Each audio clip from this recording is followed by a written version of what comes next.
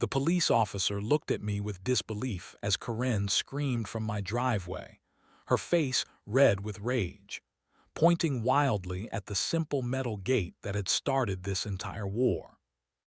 "She is trespassing on my property and destroying my gate," I said calmly, holding up my phone with the video evidence that would finally end Karen's reign of terror. Karen spun around, her eyes blazing with the fury of someone who had completely lost touch with reality. "Officer, he is the criminal here.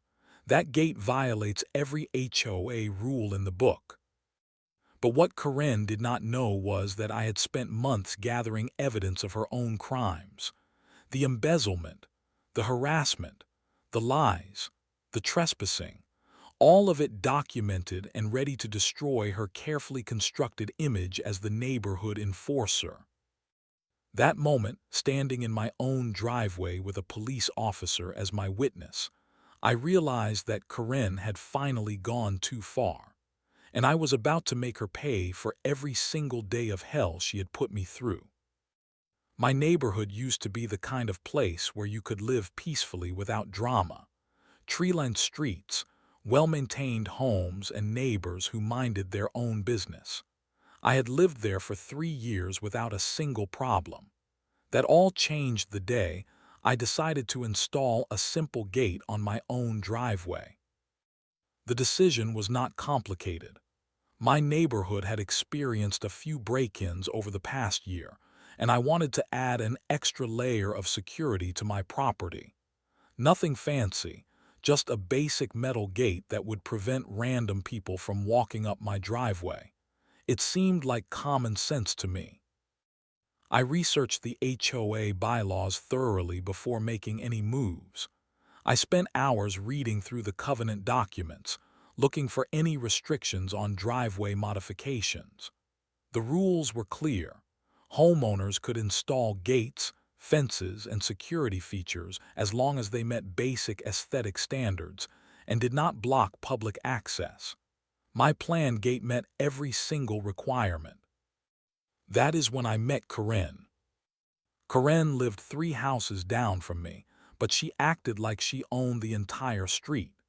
She was in her 50s, with short gray hair and the kind of permanent scowl that suggested she had been complaining about something for decades. She held no official position with the HOA board, but she had appointed herself as the neighborhood enforcer. The first encounter happened on a Saturday morning while I was measuring my driveway for the gate installation.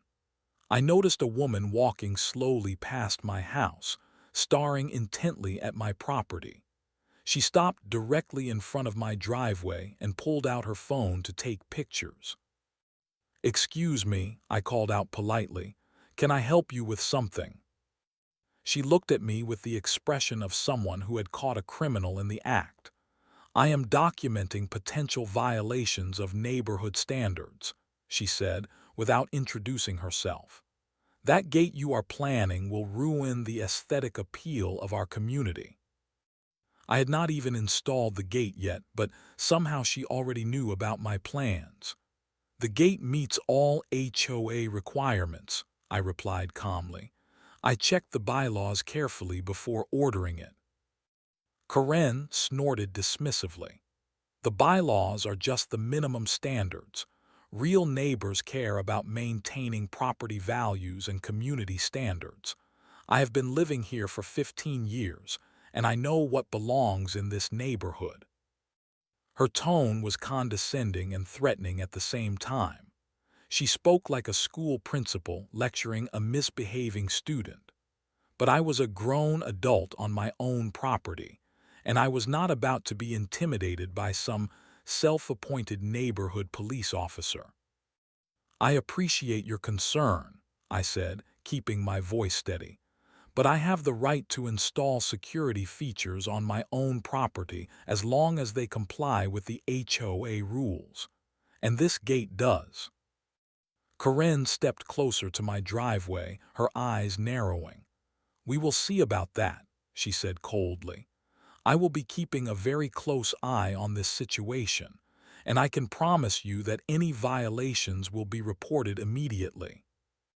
She took a few more pictures of my driveway and house before walking away, muttering under her breath about newcomers who do not respect community standards. That evening, I double-checked the HOA bylaws again. Everything was exactly as I had remembered. Driveway gates were explicitly allowed as long as they met height and material requirements. My planned gate exceeded those standards in every way. But something about Corinne's intensity bothered me. The way she spoke suggested that she considered herself the ultimate authority on neighborhood rules, regardless of what the actual bylaws said. Her threats felt personal, like she had decided to make me her next target. I called a few neighbors to ask about Corinne discreetly. The responses were telling. Most people spoke in hushed tones when her name came up. They described her as very involved in neighborhood affairs and passionate about property values. But between the lines, I could hear the fear and frustration. One neighbor, Mrs. Chen, was more direct. "Corinne has strong opinions about everything," she said carefully. "She means well, but sometimes she can be persistent in her approach." As I hung up the phone that night, I had the sinking feeling that my simple gate installation was about to become something much bigger. Corinne had drawn her battle lines, and I was about to learn just how far she was willing to go to enforce her vision of neighborhood perfection. The harassment started immediately after my gate was installed. What began as passive-aggressive comments quickly escalated into a full-scale campaign of intimidation and surveillance that made my daily life miserable. Corinne began driving past my house multiple times every day, slowing down to stare at my gate and take pictures from different angles. She would park across the street and sit in her car for 30 minutes at a time, watching my property like she was conducting some kind of investigation. The first official violation notice arrived in my mailbox exactly 1 week after the gate installation. It was printed on official HOA letterhead and filled with legal-sounding language designed to intimidate me into compliance.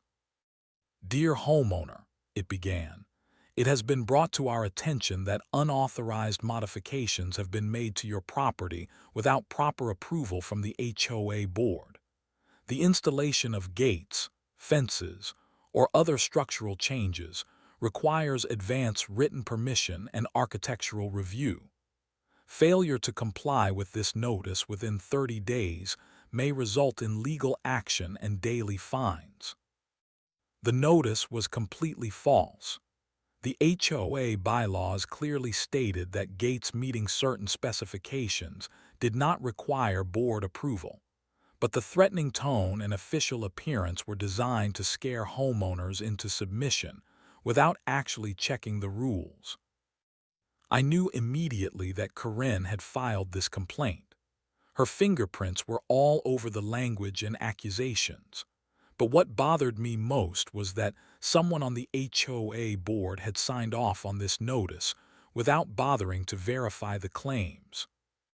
The harassment escalated quickly after that. Corinne began recruiting other neighbors to her cause, spreading lies about my illegal modifications, and claiming that my gate was somehow dangerous or inappropriate for the neighborhood. She started a whisper campaign, going door to door to tell anyone who would listen that I was violating HOA rules and bringing down property values. She presented herself as the defender of neighborhood standards, fighting against careless homeowners who did not care about the community. Corinne's tactics were sophisticated and manipulative. She never directly lied about specific rules, but she created an atmosphere of concern and urgency that made people believe there must be a problem. She talked about precedent and slippery slopes, and what happens when everyone starts doing whatever they want. The psychological pressure was intense. Every morning when I left for work, I would see Corinne watching from her yard or driving slowly past my house. Every evening when I came home, there would be new evidence of her surveillance. Footprints in my flower bed, measurements marks on my driveway, or photographs being taken from the sidewalk. Corinne started calling the city planning department and zoning office, filing complaints about potential code violations and safety hazards. She claimed that my gate blocked emergency vehicle access, violated setback requirements, and did not meet safety standards for neighborhood pedestrian traffic. These complaints forced me to deal with multiple government agencies. City inspectors showed up at my door, requiring me to provide documentation and proof that my gate met all local codes.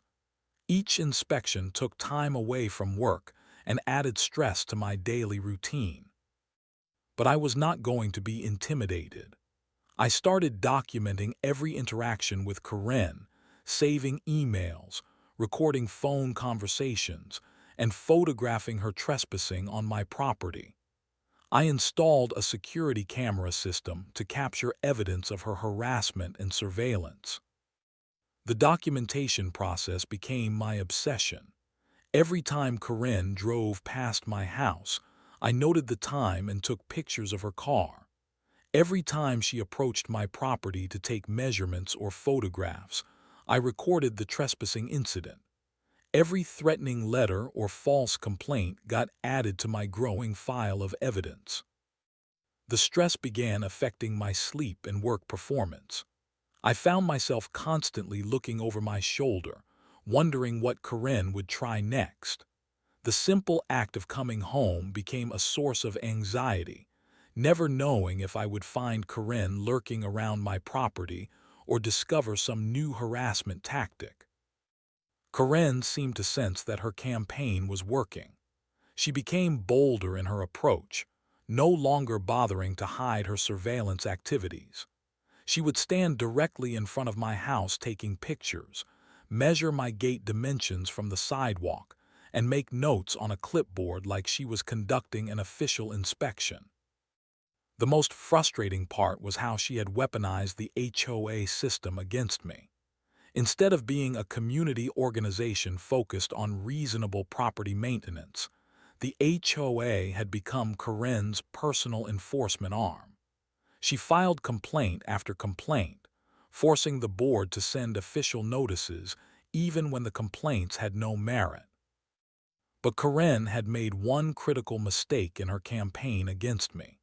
She assumed that I would give up quickly when faced with official-sounding threats and bureaucratic pressure. She did not realize that her harassment tactics were creating a paper trail of evidence that would eventually be used against her. As the harassment continued week after week, I began to understand that this was not really about my gate at all. This was about power and control. Corinne had found a way to bully and intimidate her neighbors using official channels, and she was not going to stop until someone made her stop.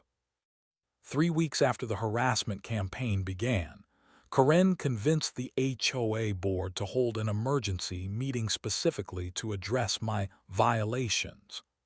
The meeting notice arrived with ominous language about serious community standards issues and potential legal action. I walked into that meeting knowing it was going to be a kangaroo court. Corinne had spent weeks poisoning the board members against me, presenting her fabricated case with charts, photographs, and official-sounding complaints.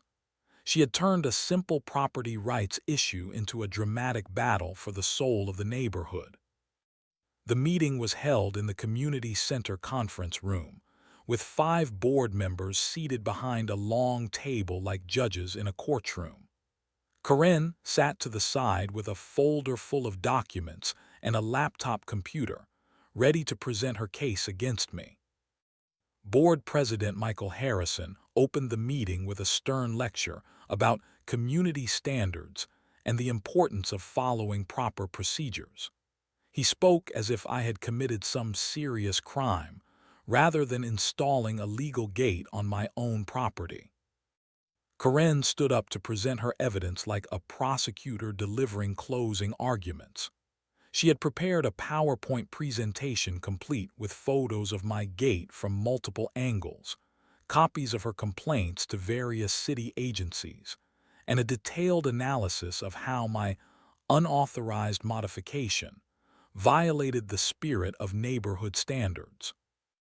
"This gate represents a dangerous precedent," Karen declared dramatically. "If we allow one homeowner to install whatever they want without proper oversight, we will have chaos in our community. Property values will plummet as everyone starts making their own modifications without regard for their neighbors." She presented her case with the confidence of someone who believed she was saving the neighborhood from destruction. Every board member nodded along as she spoke, clearly convinced by her arguments before I had even been allowed to respond. When my turn came to speak, I pulled out the actual HOA bylaws and read the specific section that explicitly allowed driveway gates meeting certain specifications. I showed photographs proving that my gate exceeded all requirements for height, materials, and aesthetic standards. The board members looked uncomfortable as I systematically destroyed Karen's legal arguments. They had been prepared for a simple disciplinary hearing, not a detailed legal analysis that proved their violation notice was completely wrong. That is when I dropped the bombshell that changed everything. I had hired a property attorney to review the entire situation, and we had discovered something very interesting about Karen's own property modifications. "While researching the HOA bylaws," I said calmly, "my attorney noticed that Karen herself has made several modifications to her property that never received board approval. Her rear deck extension, her garden shed, and her decorative fence all appear to violate the same rules she claims I have broken." The room went silent. Karen's face turned red as she realized her own violations had been discovered and documented. The board members looked back and forth between us, suddenly understanding that their star witness had serious credibility problems. But Karen did not back down. Instead, she doubled down on her attacks, claiming that her modifications were different and grandfathered in under previous board decisions. She accused me of trying to distract from my own violations by attacking her personal property. The meeting ended without any resolution, but I could see that doubt had been planted in the board members' minds. Karen's absolute moral authority had been challenged, and her own rule violations created a major problem for her credibility. Over the next few days, Karen retaliated by filing complaints with the city planning department, the building inspector's office, and even the fire marshal. She was determined to use every government agency available to force me into compliance. But my attorney's investigation had uncovered something much more damaging than property violations. Karen had a documented history of harassing previous homeowners who had crossed her path. We found records of 3 other families who had been subjected to similar campaigns of intimidation and harassment. One family had actually moved out of the neighborhood rather than continue fighting Karen's harassment. Another had filed a restraining order that was later dropped when Karen agreed to stop her surveillance activities. The pattern was clear. Karen was a serial bully who used the HOA system to terrorize anyone who challenged her authority. Armed with this information, I began reaching out to other neighbors who had been Karen's previous targets. The stories I heard were shocking. Karen had waged war against families for everything from paint colors to landscaping choices to parking arrangements. The HOA board was beginning to realize they had been manipulated by Karen's lies and exaggerations. But Karen was not finished with her campaign against me. If anything, the legal scrutiny had made her more desperate and dangerous. My attorney's investigation into Corinne's background revealed a pattern of behavior that went far beyond neighborhood busybody. Corinne was a professional victim who had spent years filing frivolous lawsuits and harassment complaints against anyone who disagreed with her. The court records were shocking. Over the past 10 years, Corinne had filed 17 different lawsuits against neighbors, contractors, businesses, and even family members. Most of the cases were dismissed as frivolous, but they showed a clear pattern of using the legal system to intimidate and harass people. She had sued her previous neighbors for emotional distress caused by their dog barking. She had filed complaints against a local restaurant for discriminatory service when they asked her to leave after she berated other customers. She had even sued her own brother over a property dispute that involved a shared driveway. But the most disturbing discovery was that Corinne had been embezzling money from the HOA budget for her personal use. My attorney found discrepancies in the financial records that showed thousands of dollars being diverted from community maintenance funds into accounts controlled by Corinne.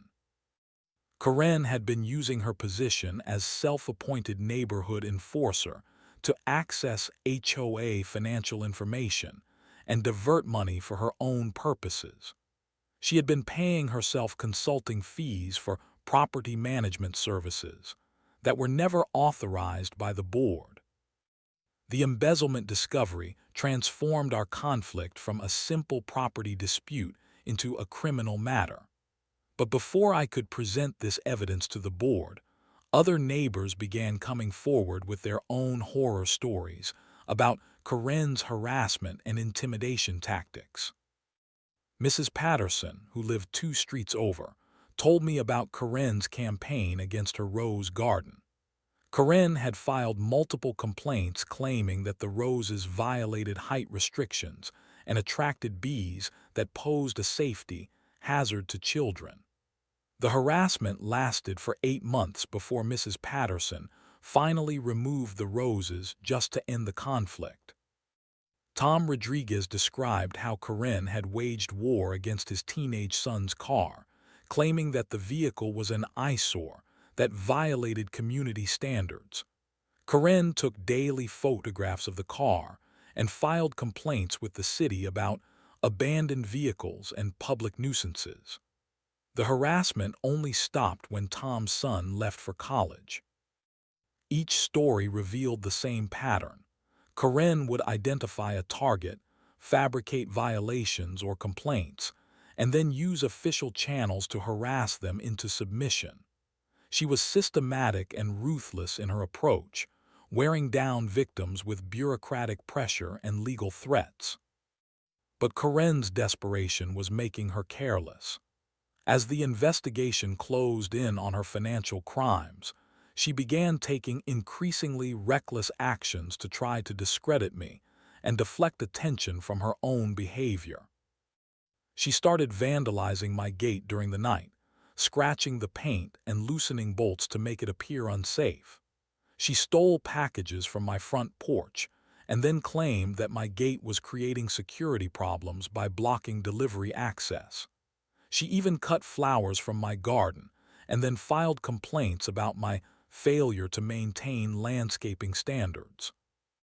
I had installed security cameras after the harassment began, so every one of Corinne's crimes was recorded in high-definition video. The footage showed her trespassing on my property, damaging my gate, stealing my packages, and vandalizing my garden. The video evidence was devastating. It showed Corinne's true character behind her carefully maintained facade of community concern. She was not a neighborhood watchdog protecting property values. She was a criminal who had been using the HOA system to cover her tracks while she terrorized innocent families. When I presented the security footage to the HOA board, their reaction was immediate and decisive. Board members who had previously supported Corinne's complaints against me were horrified to see video evidence of her criminal behavior on my property. "I had no idea she was doing this," said Board President Michael Harrison. "We thought she was just very passionate about community standards. We never realized she was actually breaking the law." But Karen was not finished. When she learned that her crimes had been captured on video, she threatened to sue me for invasion of privacy and harassment. She claimed that my security cameras were illegally recording her activities and violating her rights. Karen's threats against me and the other board members showed her complete break from reality. She was facing criminal charges for trespassing, vandalism, and embezzlement, but she still believed she could intimidate her way out of the situation. The investigation had revealed that Karen was not just a difficult neighbor. She was a dangerous person who had been using her position in the community to prey on innocent families for years. And now, with all the evidence documented and recorded, it was time to make her face the consequences of her actions. Armed with months of documented evidence, video footage of her crimes, and financial records proving her embezzlement, I decided it was time to confront Karen directly about her illegal activities and harassment campaign. The confrontation happened on a Tuesday evening when I saw Karen trespassing on my property again, this time trying to tamper with my security cameras.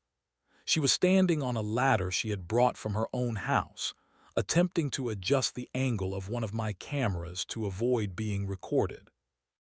"Karen," I called out from my front door, "what are you doing on my property?" She spun around on the ladder, nearly losing her balance. Her face was flushed with guilt and anger at being caught in the act. "These cameras are illegal," she shouted. "You cannot record people without their permission. I am going to have them removed by the police." I walked calmly toward her, holding my phone to record the encounter. "You are trespassing on my property and attempting to damage my security system. That is criminal behavior, and you need to leave immediately." Karen climbed down from the ladder, but instead of leaving, she moved closer to me with an aggressive posture. "You think you are so smart with your cameras and your lawyers," she hissed.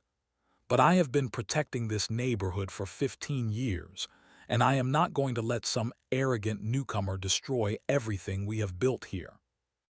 Her voice was rising to a shout, and I could see neighbors starting to come out of their houses to see what was happening. Karen seemed to realize she had an audience, and she played to the crowd like an actor on a stage. "This man has been harassing me for months," she declared loudly. "He installed an illegal gate without permission, and when I tried to protect our community standards, he started stalking me and recording my every move. I am the victim here, not him." But I was ready for her manipulation tactics. I pulled out a folder containing all the evidence I had gathered against her, the financial records showing her embezzlement, the court documents revealing her history of frivolous lawsuits, and printed screenshots from the security footage showing her vandalizing my property. "Karen," I said calmly, "I have documented evidence of your crimes. You have been embezzling money from the HOA budget, trespassing on my property, vandalizing my gate, and filing false complaints with government agencies. The harassment stops now, or I will present all of this evidence to the police and the district attorney." Her reaction was immediate and explosive. Karen's carefully maintained facade of community concern completely crumbled as she launched into a screaming tirade that revealed her true personality. "You cannot prove anything," she shrieked. "Those financial records are private HOA business and you had no right to access them. The cameras are illegal and any evidence from them will be thrown out of court. You are the criminal here, not me." Karen started advancing toward me aggressively, her fists clenched and her face twisted with rage. I have powerful friends in this community, she continued screaming. The mayor knows me personally. The police chief lives 3 blocks away. You picked the wrong person to mess with. That is when Corinne completely lost control. She grabbed the folder of evidence from my hands and threw it to the ground, scattering the documents across my driveway. Then she picked up a rock from my landscaping and hurled it at my front window, cracking the glass. There, she screamed triumphantly. Now you have real property damage to complain about. But no one will believe you because everyone knows you are a liar and a troublemaker. I immediately called 911 while Corinne continued her rampage, kicking over my mailbox and pulling flowers out of my garden. The entire meltdown was being recorded by my security cameras and witnessed by half a dozen neighbors who had come outside to watch the spectacle. When the police arrived 15 minutes later, they found Corinne still screaming at me while standing in my front yard, surrounded by the evidence of her vandalism. Officer Martinez approached the scene cautiously, clearly recognizing that he was dealing with someone who had completely lost touch with reality. "Ma'am," Officer Martinez said firmly, "I need you to step back and calm down. You are on this man's private property, and there appears to be damage that needs to be addressed." Corinne immediately switched tactics, turning on the tears and playing the victim role she had perfected over years of manipulation. "Officer, thank goodness you are here," she sobbed. "This man has been stalking and harassing me for months. He installed illegal cameras to spy on me, and when I tried to protect myself, he attacked me." But Officer Martinez was experienced with domestic disputes and manipulation tactics. He looked around at the scattered evidence, the broken window, the overturned mailbox, and the witnesses standing on the sidewalk. The physical evidence told a completely different story than Corinne's victim act. I handed Officer Martinez a thumb drive containing the security footage from the past hour, showing Corinne trespassing on my property, tampering with my cameras, throwing rocks at my house, and vandalizing my landscaping. The video evidence was undeniable and devastating to Corinne's victim narrative. As Officer Martinez reviewed the footage on his tablet, Corinne's sobbing became more desperate. She realized that her lies were not going to work this time, and she began making increasingly wild accusations about conspiracy and persecution. The moment had finally arrived. Corinne was facing real consequences for her months of harassment and criminal behavior, and no amount of manipulation or victim playing was going to save her this time. The police arrest was just the beginning of Corinne's downfall.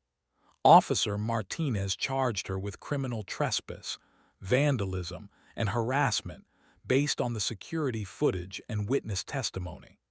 But the real justice came when the HOA board finally saw the full scope of Corinne's criminal behavior. The emergency HOA board meeting was held 3 days after Corinne's arrest. Board President Michael Harrison opened the meeting by apologizing to me and the other residents who had been victimized by Corinne's harassment campaign. "We have reviewed all the evidence presented by the police investigation," Harrison announced. "Corinne's behavior was completely unacceptable and violated every principle of community cooperation that our HOA is supposed to represent." The board voted unanimously to remove Corinne from any involvement in HOA affairs and banned her from attending future meetings or participating in community decisions. They also voted to pursue full criminal prosecution for the embezzlement charges and to demand restitution for all stolen funds. But Corinne's legal troubles were just beginning.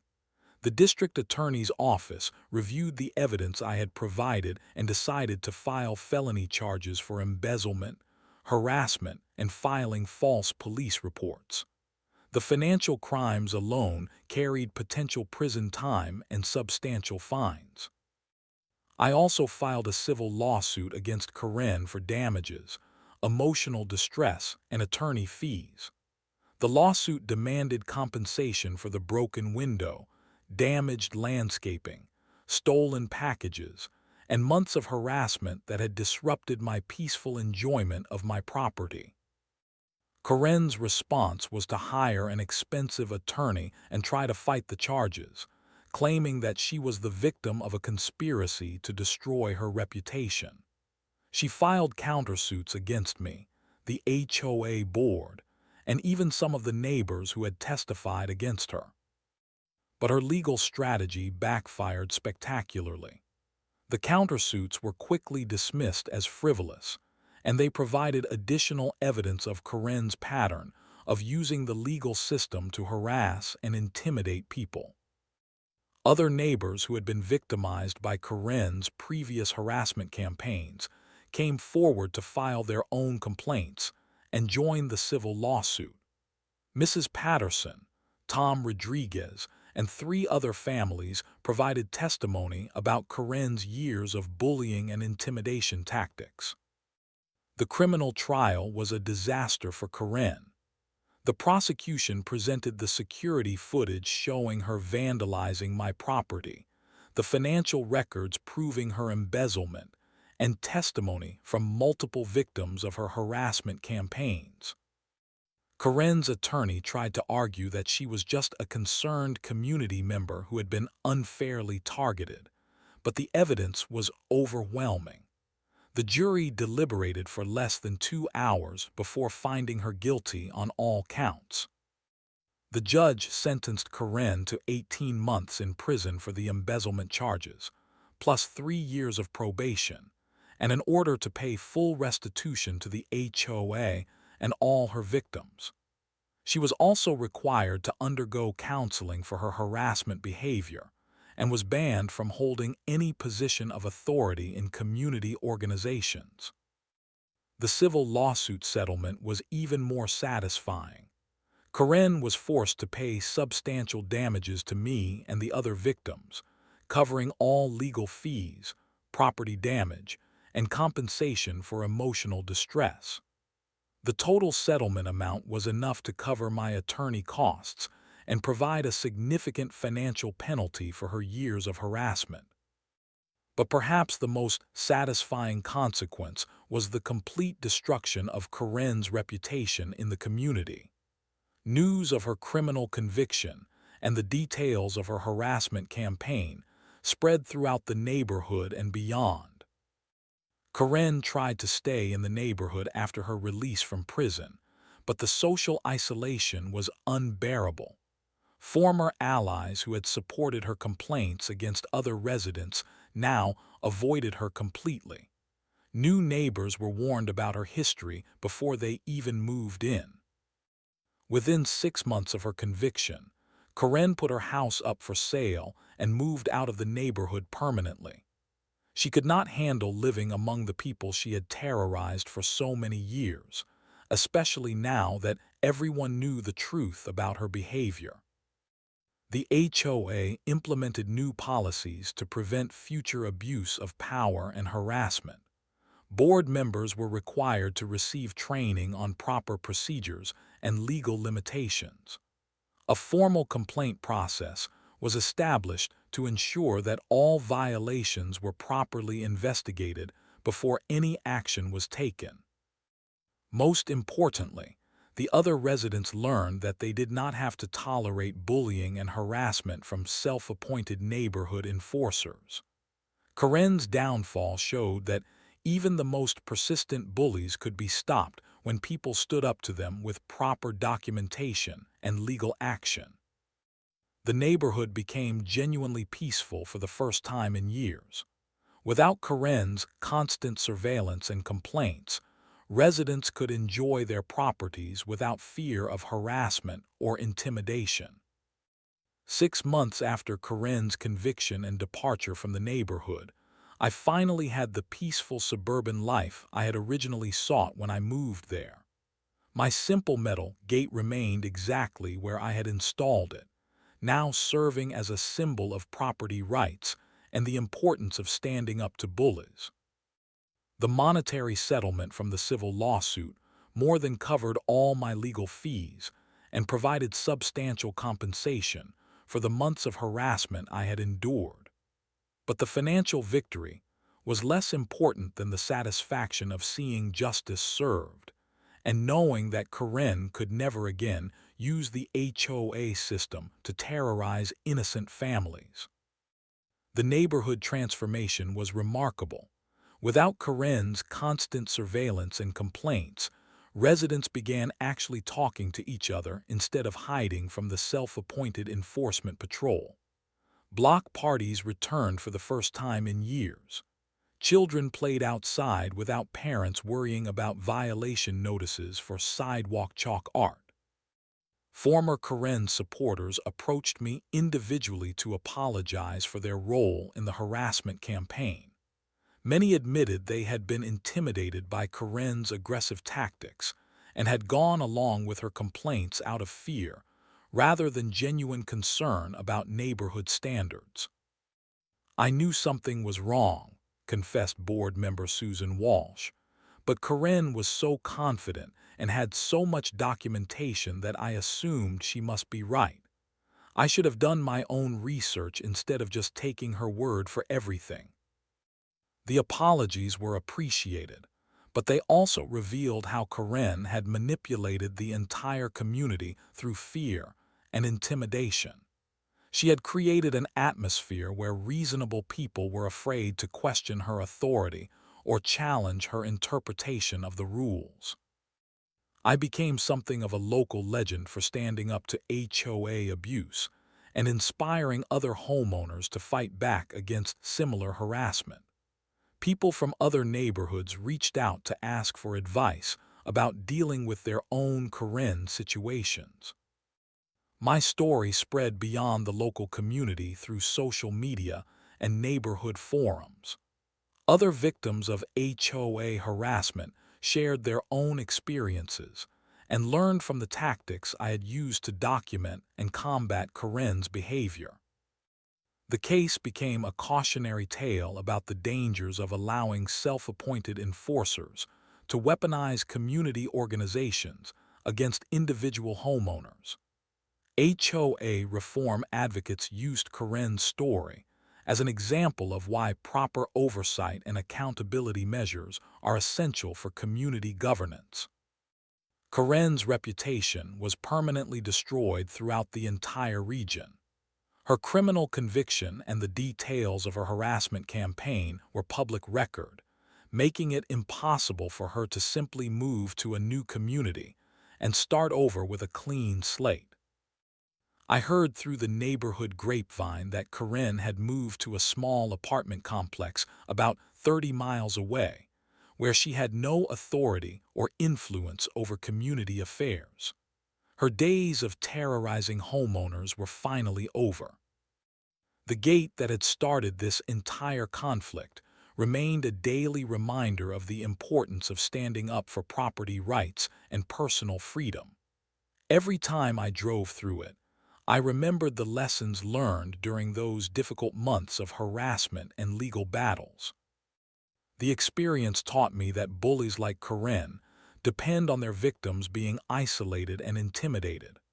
They use official-sounding complaints and legal threats to make people feel powerless and alone.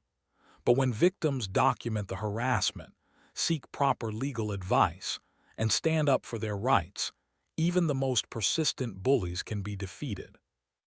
Most importantly, I learned that community organizations like HOAs are only as good as the people who participate in them. When reasonable residents stay involved and hold leaders accountable, these organizations can serve their intended purpose of maintaining community standards.